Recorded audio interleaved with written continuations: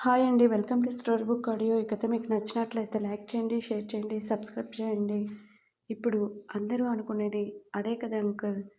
వాడికి అంత కోపం ఉంటే మండపంలోనే వీరిని చంపేవాడు కదా!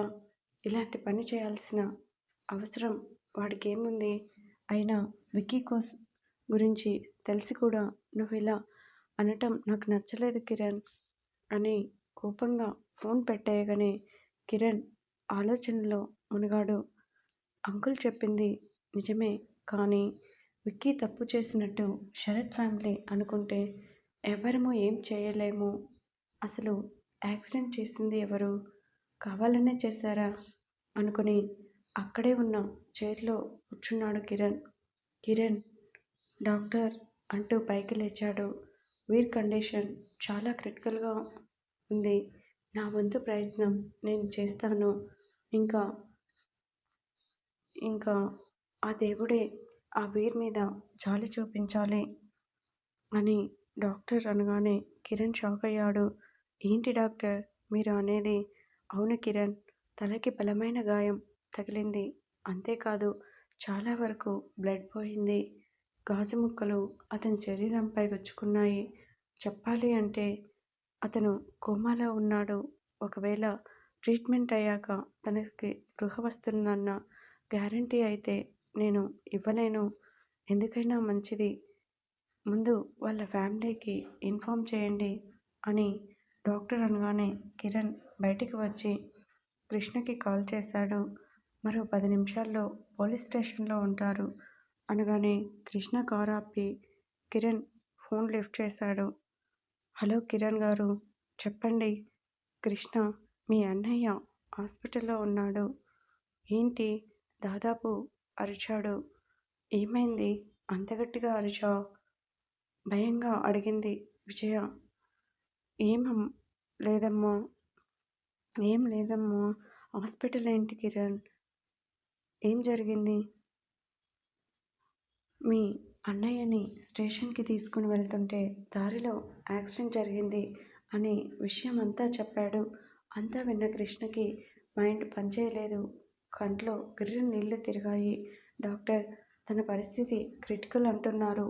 మీరు ఒకసారి రండి కృష్ణ అని కిరణ్ ఫోన్ పెట్టేయగానే తనకి మైండ్ పనిచేయలేదు. నాన్న, ఏమైందిరా? ఎందుకు అలా ఉన్నావు?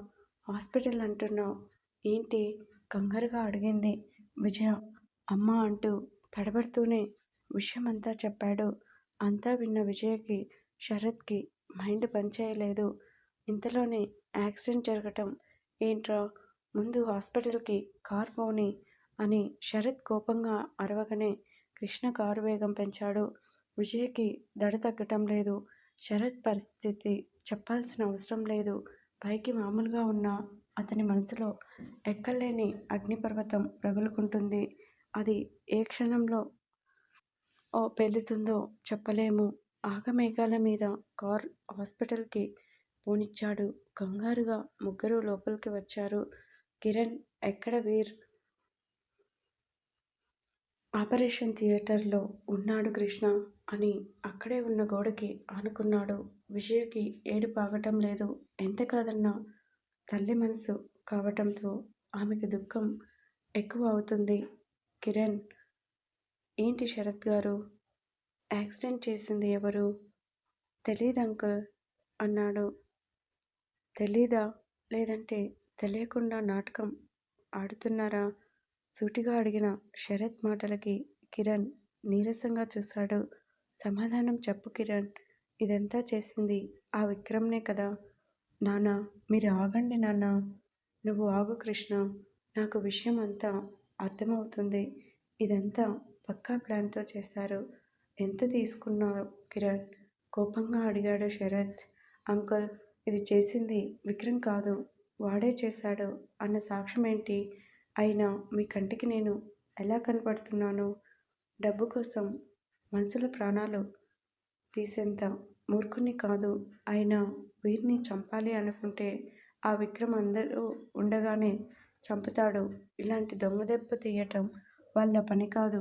మీకు తెలియని శత్రువులు ఇంకెవరో ఉన్నారు. అది మీకే తెలియాలి కోపంగా అన్నాడు. కిరణ్. మాటలు తెలివిగా నేను మాట్లాడతాను కిరణ్.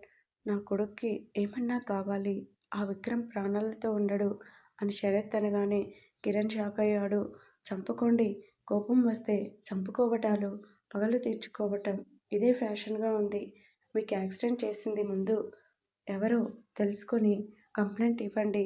నిజంగానే మీరు అనుకున్నట్టు విక్రమ్ చేస్తే నేను అరెస్ట్ చేస్తాను అని కోపంగా చెప్పి పక్కకు వెళ్ళిపోయాడు. కిరణ్ మైండ్ పనిచేయటం లేదు. విక్కీ యాక్సిడెంట్ చేస్తే చెప్పి మరీ చేస్తాడు. అంత తిక్కలోడు వాడు. ఇదంతా ఎవరు చేస్తున్నారు అనుకుని ఫోన్ రావడంతో లిఫ్ట్ చేశాడు. చెప్పు గిరి. సార్, ఆ లారీని ఇంకా డ్రైవ్ చేసిన వాడిని పట్టుకున్నాం. గుడ్. వాడికి మన స్టైల్లో అతిథి మర్యాదలు చేయి. నేను ఇప్పుడే వస్తాను అని ఫోన్ పెట్టేసి వెనక్కి తిరిగాడు. ఎదురుగా కృష్ణ. విషయం అంతా విన్నాను. నేను మీతో పాటు రావచ్చా కిరణ్ గారు? రండి. మీ మనసులో ఉన్న అనుమానం కూడా తీరిపోతుంది కదా నవ్వుతూ అన్నాడు. నా అనుమానం నిజమైతే అప్పుడు మేము ఏం చేయాలి? సూటిగా అడిగాడు కృష్ణ. అది ఎప్పటికీ నిజం కాదు. ఒకవేళ మీరు అన్నట్టు నిజమైతే అందుకు కోర్టునే తీర్పు ఇస్తుంది అని చెప్పి ముందుకు నడిచాడు కిరణ్. నానా, ఎక్కడికి? కంగారుగా అడిగింది విజయ. కంగారు పడకు అమ్మా. యాక్సిడెంట్ చేసినవాడు దొరికాడు. ఇదంతా ఎవరు చేశారో తెలుసుకోవాలి కదా. అందుకే కిరణ్తో పాటు వెళ్తున్నాను. వద్దు, నువ్వు ఎక్కడికి వెళ్ళొద్దు. మీ అన్నయ్యని చూసావు కదా ఏం చేశారో. నువ్వు కూడా వెళ్తాను అంటున్నావు. నీకేమన్నా అయితే తట్టుకునే ఓపిక నాకు మీ నాన్నకి అస్సలు లేదురా. వద్దు, నా మాట విను నానా అని ఏడుస్తూ విజయ అనగానే, అమ్మా చూడు, అన్నయ్య ఏ హత్య చేయలేదు. ఇదంతా ఎవరో కావాలనే చేస్తున్నారు. ఒకటి ఇక్కడ వీర్ ధర్మ సంగతి పక్కన పెడితే మధు విక్రమ్ల జీవితం మనమే దారి చూపాలి. అంతేకాదు, అన్నయ్యకి ఇలా జరిగిందని తెలిస్తే మధు విక్రమ్ని వదిలేస్తుంది. అందులో అయితే డౌట్ లేదు. నా అన్నయ్య హత్య చేయలేదు అని నేను నిరూపించాలి, నిరూపించి తీరాలి అని కృష్ణ గంభీరంగా అనగానే విజయ, శరత్ ఆశ్చర్యంగా చూశారు. వెళ్దామా కృష్ణ? పదండి కిరణ్ అని ముందుకు నడుస్తూ కిరణ్ కారు విక్కీ. కిరణ్ గారు, విక్కీ హస్తం లేకపోతే మరి ఎవరి హస్తం ఉంటుందని మీ అభిప్రాయం?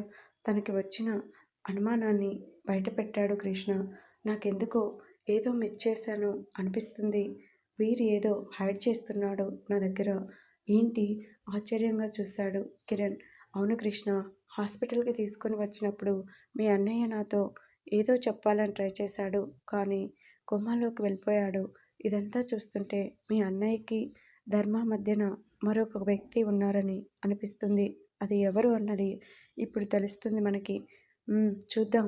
ఇప్పుడే చెప్తున్నాను కిరణ్, ఇదంతా విక్కీ చేశాడు అని తెలిస్తే మాత్రం పరిస్థితి ఎలా ఉంటుందో ఎవ్వరూ ఊహించలేరు అన్నాడు. మీ అన్నయ్యకి యాక్సిడెంట్ అయినందుకు మీకు అంత కోపం వచ్చింది. మరి ధర్మని చంపినందుకు వాళ్ళకి ఎంత కోపం రావాలి? సూటిగా అడిగిన కిరణ్ మాటలకి కృష్ణకి సౌండ్ లేదు. కొనసాగుతుంది. ఆదరిస్తున్న అందరికీ థ్యాంక్ యూ. స్టోరీ నచ్చితే సబ్స్క్రైబ్ చేసుకో.